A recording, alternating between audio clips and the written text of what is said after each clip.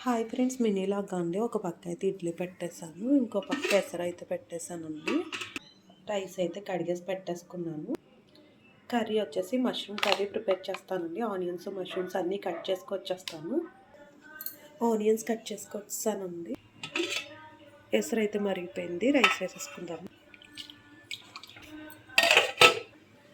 Mushrooms cut చేస్తానండి, శుభ్రంగా కడిగేసి తీసేసుకుందాము.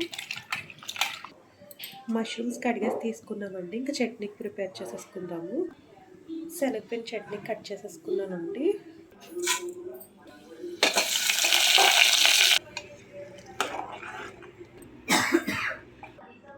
చట్నీ ప్రిపేర్ చేస్తానండి. రైస్ అయితే ఉడికిపోయింది, వార్చేస్తాను. కర్రీ ప్రిపేర్ చేస్తున్నానండి. ఇంకా పెరుగు పాలు పెట్టేస్తాను.